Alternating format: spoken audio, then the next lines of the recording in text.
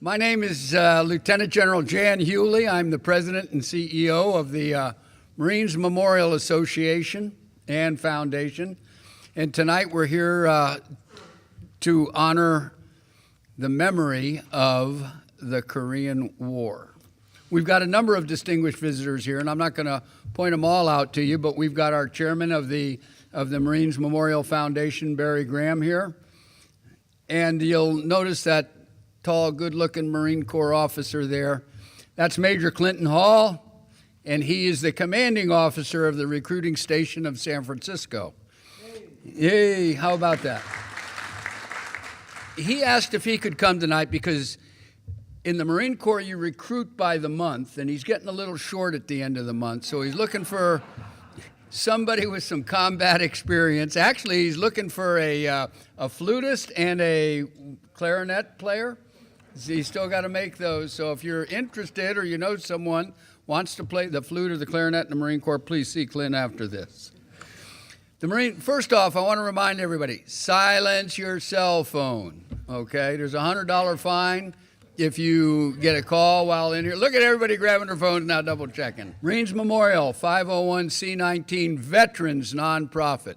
If I've got veterans in here who are not a member of the Marines Memorial, you're remiss. See Mackenzie afterwards. She's got an application blank for you. Write a $200 check. It goes to a great cause, and you'll be hearing a lot more from us in the future on that.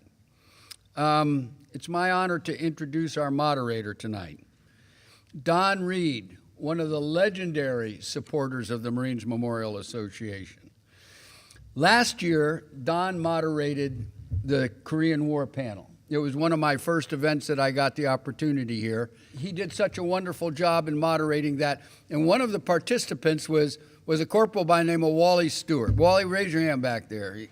Now, to show you what a small world the Marine Corps is, I went and talked to Wally afterwards. I found out that he was in Baker, 1st Battalion, 1st Marines in Korea.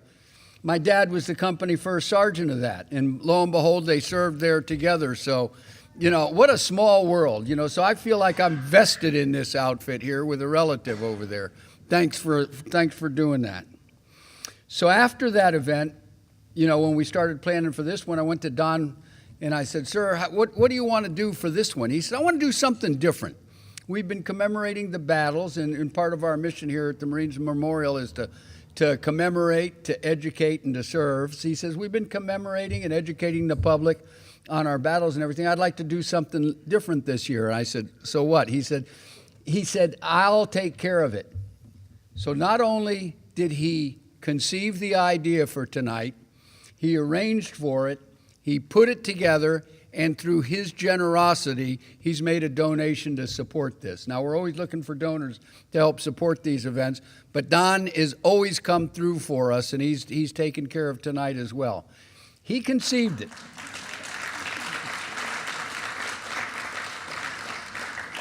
But I'm going to tell you even more than that. We all know Don suffered a tremendous loss in his life a couple weeks ago.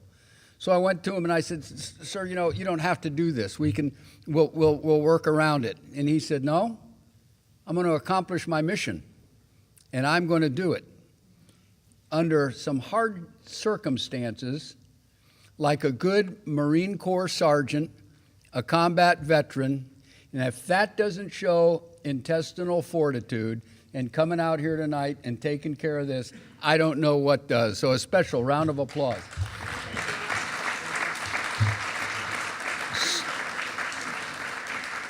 The floor is yours. Thank you. And welcome everyone to a wonderful evening here at the Marines Memorial Club. And we're going to now have the national anthem of both our nation and the Republic of Korea. Please stand.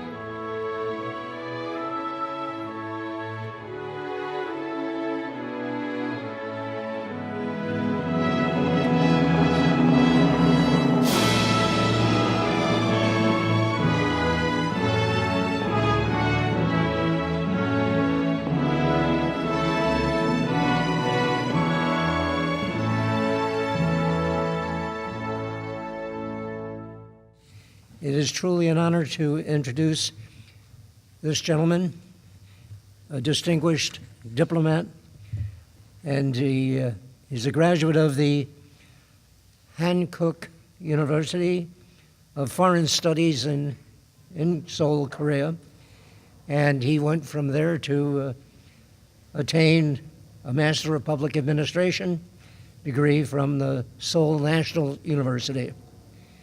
And he's been a diplomat for over 32 years. A major part of his association has been, and his service has been in China. He served as the Consul General and representative and in foreign affairs with the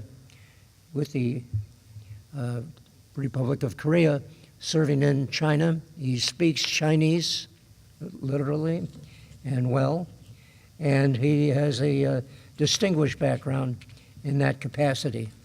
His service is really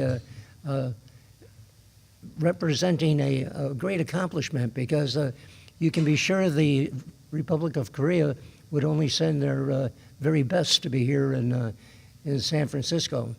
And it's with that I think we owe him the obligation to recognize his presence here. And I give you the Consul General of the Republic of Korea. Thank you very much for your kind introduction of me. Unfortunately, today my health condition is not perfect. Tomorrow evening I should leave for Utah and Colorado. So I hope that I can cure my cough before my departure. Recently, I have met Korean War veterans almost every month. One on Memorial Day in May, on the Korean War Commemoration Day in June, on Korean War Armistice Day in July, and on the Incheon Landing Commemoration Day earlier this month. To having all these events as the Korean War Memorial Foundation, KWMF, made great contributions. In particular, I would like to thank Vice President Jimin Kim for his generous offering of excellent Korean food in several occasions. Last week, however, I attended a very special but sad occasion. It was a service in memory of late Mrs. Reid. In my tribute to her, who was a Korean American, I admired her undaunted spirit and great business achievements and exemplary virtues in her various capacities. Further, I stressed the memorial service was especially meaningful to me in that Mrs. Reid was a devoted spouse for Mr. Reid, who had risked his life during the Korean War for the freedom and democracy of the Korean people, and now is very kind and humble to the Koreans, including myself. Today's event was possible thanks to Mr. Reid. I'd like to express my sincere appreciation to Mr. Reid for his generous contribution.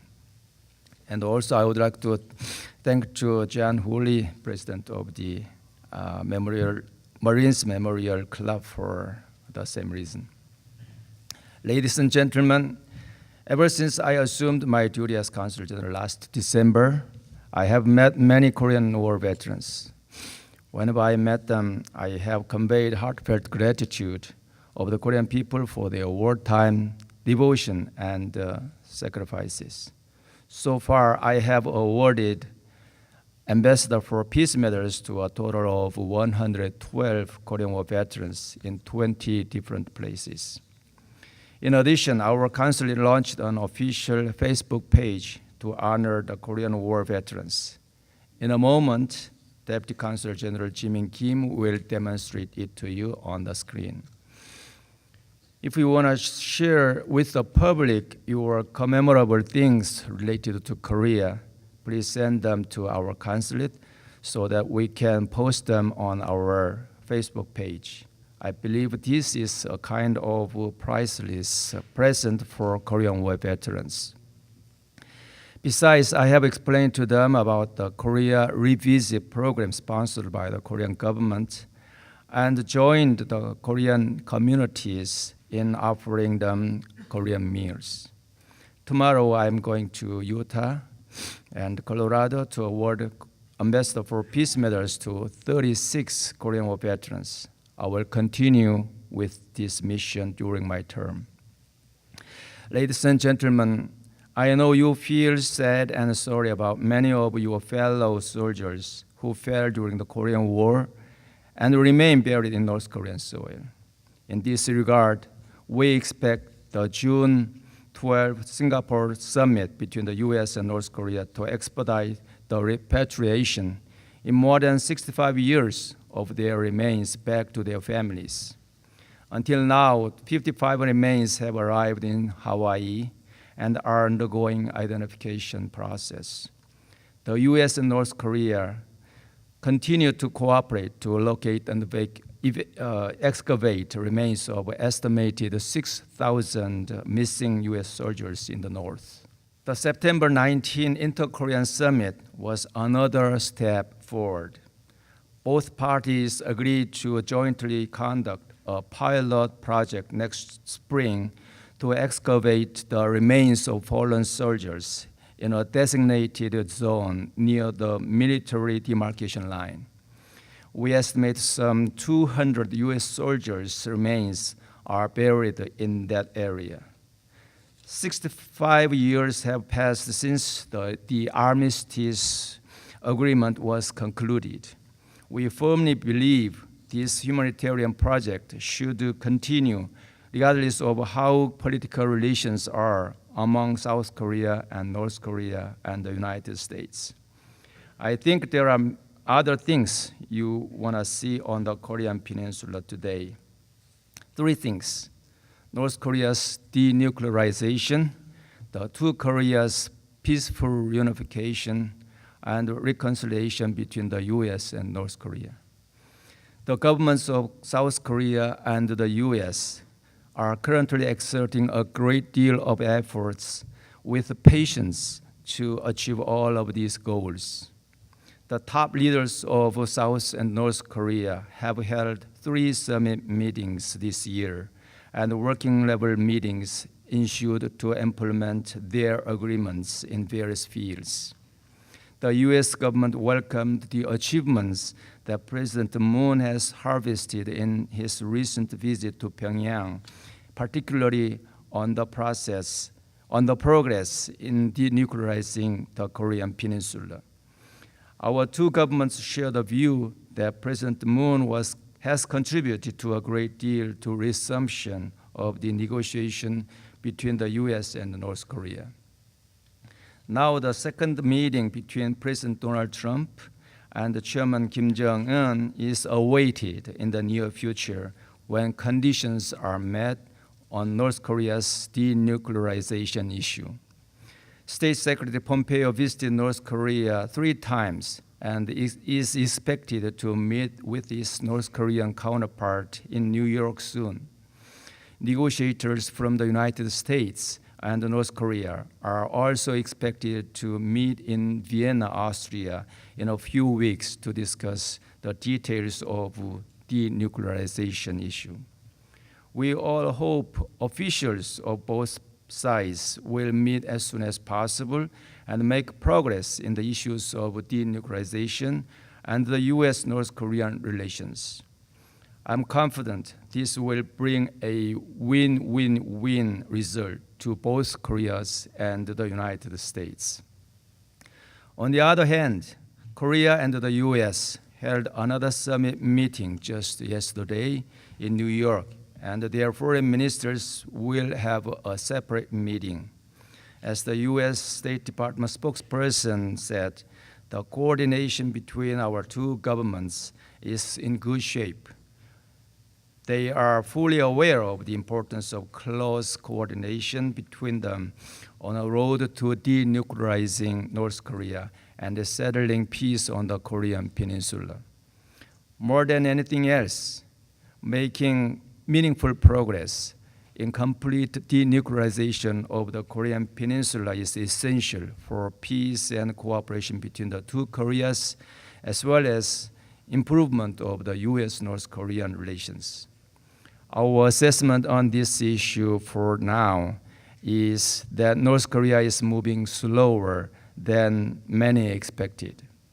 Based on this assessment, first, the U.S. and Korea will continue to engage North Korea with patience and push for North Korea's concrete actions. The Korean government believes our goodwill gestures can mitigate its fear of the outside world, including the United States, and thereby facilitate North Korea's actions. Second, Korea and the U.S. agree that sanctions against North Korea should remain in effect until we see meaningful progress in North Korea's denuclearization. In this light, Korea's cooperative exchanges with North Korea will be undertaken within the framework of the international sanctions regime against North Korea. Third, the governments of Korea and South Korea and the U.S. will address their bilateral alliance issues separately from the issues of denuclearization and the peace agreement. Therefore, issues related to the U.S. forces in Korea will be discussed in a separate channel between South Korea and the United States when necessary. It is true that there is a widespread suspicion in the United States over North Korea's genuine intention. We should consider, however, that the situation on the Korean Peninsula is different from the past in many aspects. First, Chairman Kim's behaviors are different from his father's in a number of ways, indicating that today's North Korea desperately needs cooperation with the outside world. Second, North Korean issues are directly addressed by the top leaders of related countries so that political decisions can be made at the right timings. Also, those leaders have enough time to make significant changes on North Korean issues before their term is over. Third, diplomatic efforts to engage North Korea is receiving firm support from the international community. Among the world leaders, presidents of South Korea and the United States are leading the United Front, aiming at fundamental changes in the situation on the Korean Peninsula so that North Korea can reach a point of no return as early as possible. Just like this situation on the Korean Peninsula has changed quickly beyond our expectation during the first half of this year, it may be also possible that such changes keep going in the second half of the year. For example, Chairman Kim pledged to visit Seoul within this year, barring exceptional circumstances.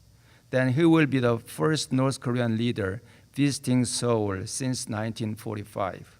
And it will provide a huge momentum for improving the inter-Korean relations. His visit to Seoul will also have many ramifications on the security situation in Northeast Asian region. In addition, various bold measures will be taken by two Koreas to ease military tensions on the Korean Peninsula based on the inter-Korean military agreement. It will lay a foundation for inter-Korean cooperations in other areas in a safer way. I'm sure in the course of dealing with North Korean affairs, the close coordination between our two governments will stay unwavering. Ladies and gentlemen, I'm all the more pleased today because I had a chance to update the Korean Peninsula situation for you. I'm confident you will continue to support complete denuclearization of the Korean Peninsula, establishment of its permanent peace regime, and reconciliation between the U.S. and North Korea, not to mention strengthening of the alliance between our two countries. Before closing my remarks, I'd like to remind you that our consulate has scheduled a series of Korean Week events from October 1st to 5th.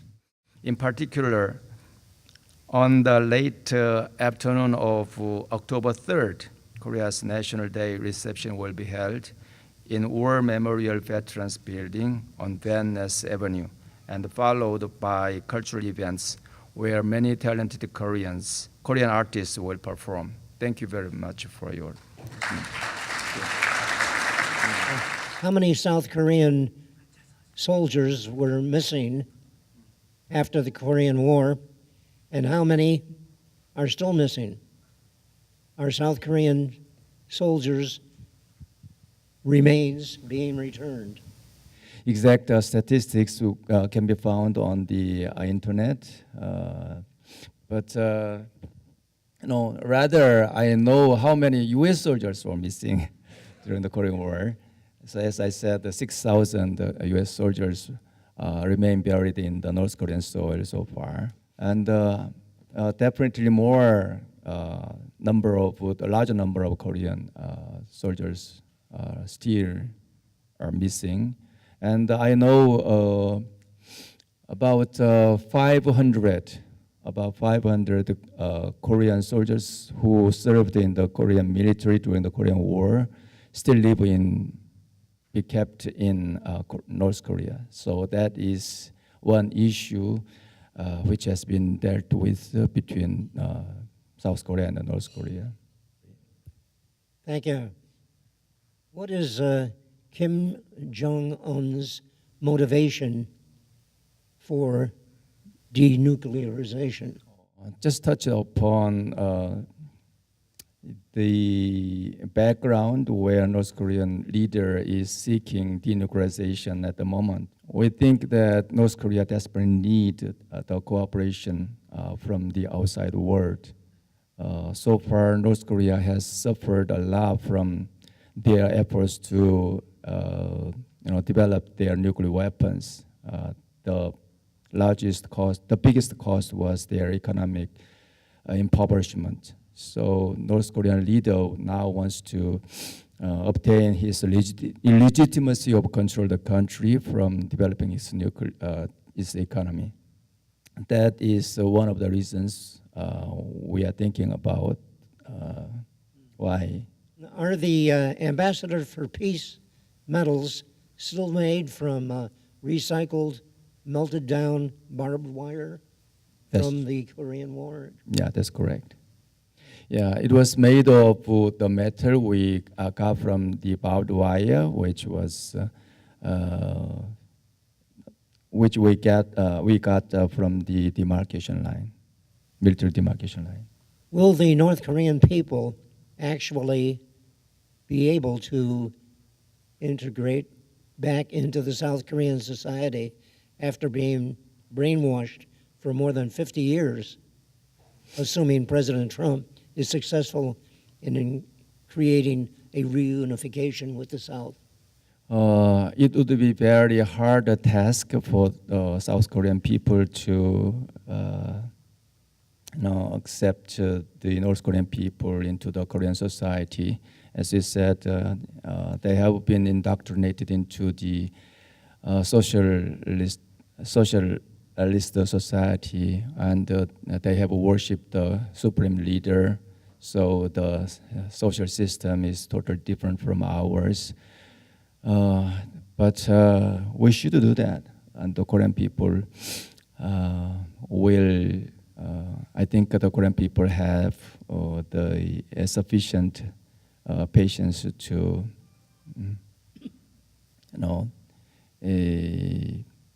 lead them to our free democratic society. But it will take time, I think. But the reunification process will take a long time.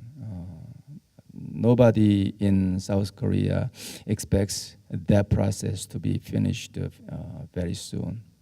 So first, we are seeking establishment of the peace regime, and then will promote our exchanges with North Korea, by which we can maybe improve the North Korean economy and the level of North Korean people's living. And then eventually we can go into the unification process. It would seem that it would be in China's best interest to have a free, unified Korea on its border. Should China be more supportive of South Korea? Their policy seems to lean towards the North Korean portion. Is it because South Korea is a democracy?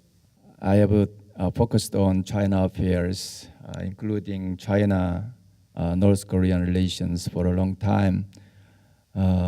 We know, everyone knows what the official position of China is on the issue of Korean Peninsula. Officially, they support the unification of the Korean Peninsula, but only through peaceful means, which means that they they cannot accept any ways utilizing forces or assistance from outside parties. But before we're talking about the unification process, which is quite distant from now, we should think about what China is seeking from their engagement in the Korean Peninsula issues. They want to secure their influence on the Korean Peninsula issues. They think that the Korean Peninsula is their lips, and which protects their teeth, which is mainly the China. So,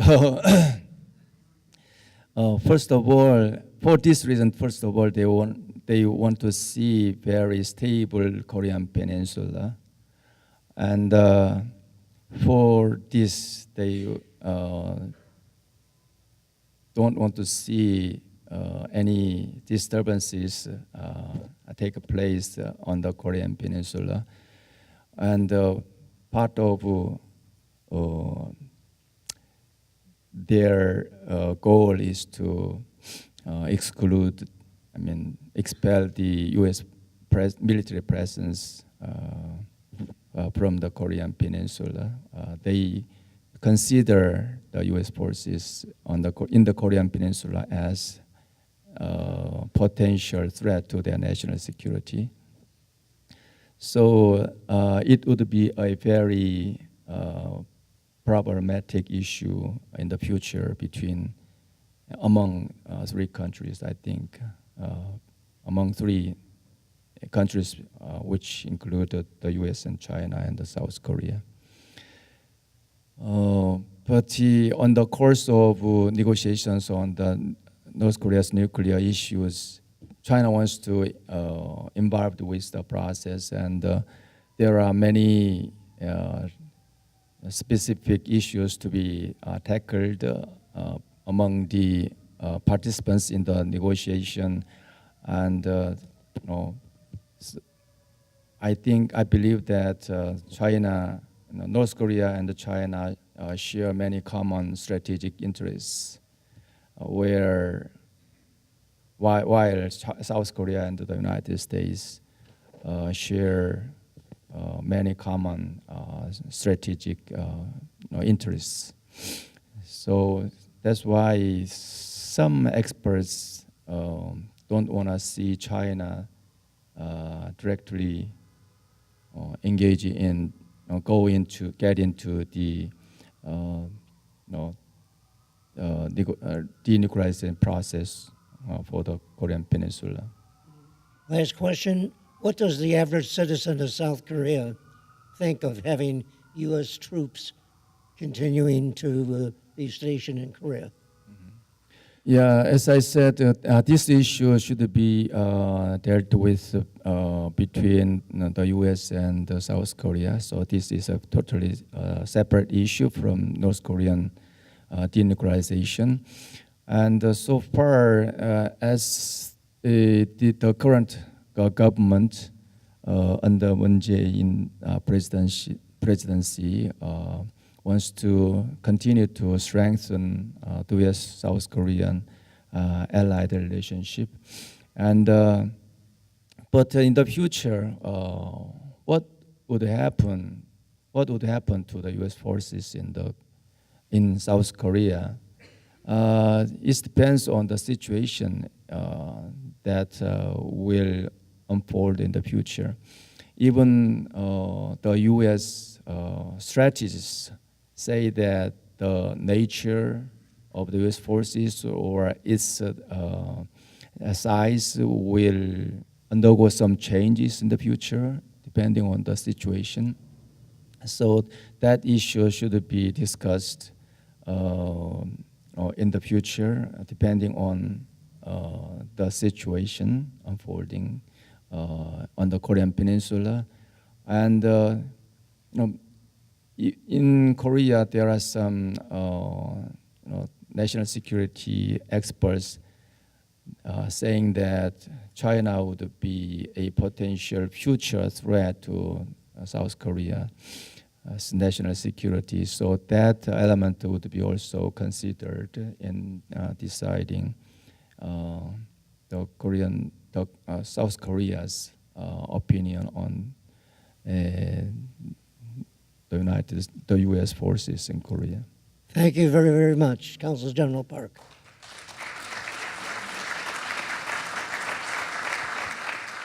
Good evening, everyone. My name is Jessie Park, and I work for the Korean Consulate. First, we will start by the Ambassador for Peace Medal ceremony to award 3 Korean War veterans or their family member on behalf of the veteran. Ralph William Jacobs. His wife, Mrs. Carolyn Jacobs, will receive the medal on behalf of the late veteran.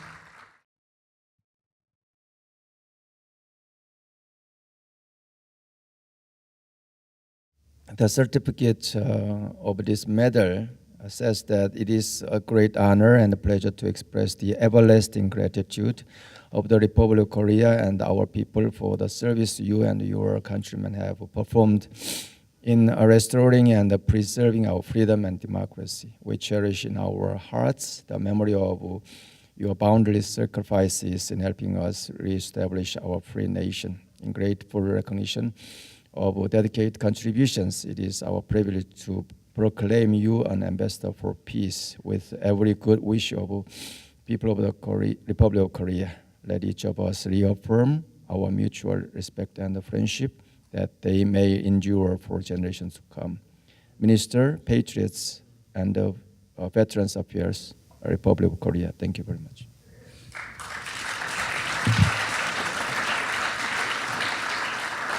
Mr. Fook Lim Lee, his son, Mr. Stephen Lee, will receive the medal on behalf of the late veteran.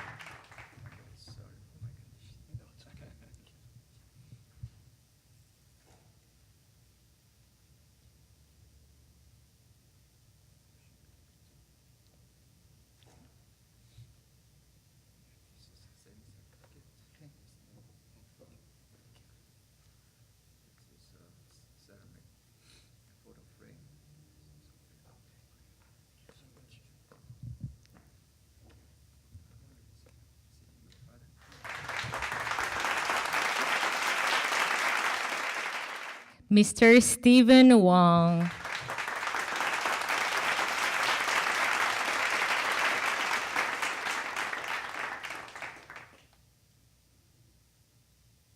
And we try to honor our Korean War veterans. And what would be another good way to do that? To cherish their memories and stories.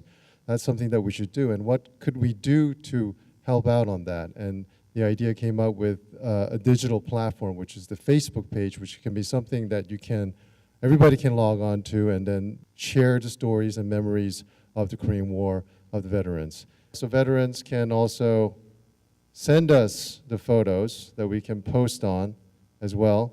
And these are some of the videos of the Korean War veterans, their stories, which can be also put on this Facebook page. Now we will watch a very short video called The Banquet, which will show Korean traditional dance for fancy banquets.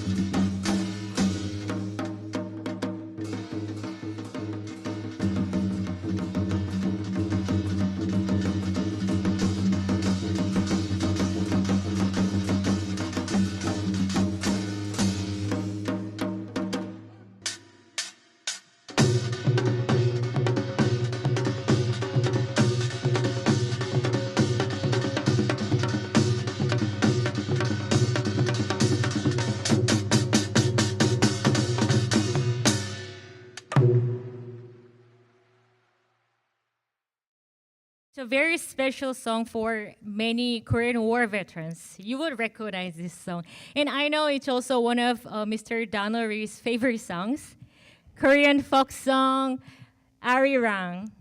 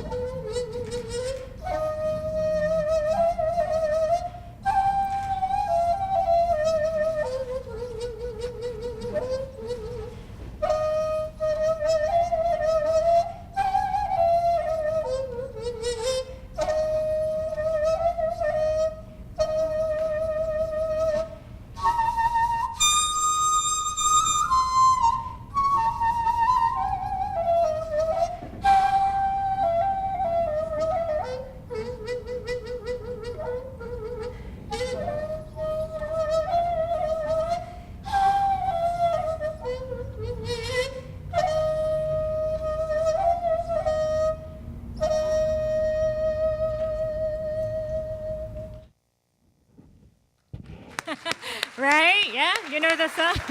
Thank you very much. We've built a Korean War memorial out at the Presidio. It took us 6-7 years to do that, but it's especially momentous and it's especially important that I bring it to your attention this evening because the Koreans gave us 52% of the money that constitutes the basis for the success of that beautiful monument that we have out at the Presidio. And it's a tribute to those Koreans who gave to their effort to promote that monument. What I'd like to do now is to make a presentation to Lieutenant Colonel John Stevens, who's a veteran of Korea, and he led Able Company, 5th Marine Regiment, at the battles of Pusan, made the landing at Incheon, went on to Seoul, and went up to the Chosin Reservoir. And it's especially fitting that we give him this award at this time. And I'd like to call your attention to the fact that not only is the plaque signify our deep appreciation, for his wonderful leadership role in that, but it's also representing an effort and also a sense of appreciation of the fellow members who participated in raising the money and making a success of that effort. The plaque was written by Captain Jerry Parker, who's here in attendance here this evening, and I'd like to read it. In special recognition and with the highest esteem for John R. Stevens, Lieutenant Colonel, United States Marine Corps retired, co-founder and director of the Korean War Memorial Foundation, for your exemplary leadership and unwavering commitment to the mission. Since the formation of the Korean War Memorial Foundation in 2009, you have worked 6, often 7, days a week, devoting yourself heart and soul to the demanding mission of bringing the Korean War Memorial from dream to reality. And you accomplished that mission. The Korean War Memorial in the Presidio of San Francisco now stands as a testament for all time to your dogged determination and indomitable spirit. Your moral example has been a guiding light for all of us in this foundation. We salute and honor you for your outstanding leadership and selfless devotion to duty. Without you, this Korean War Memorial would never have become a reality. Judge Quentin Kopp, President and Chairman of the Board, Korean War Memorial Foundation.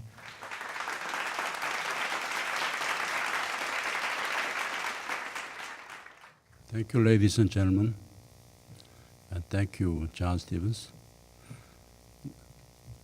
This Friday, as we all know, is September 28th.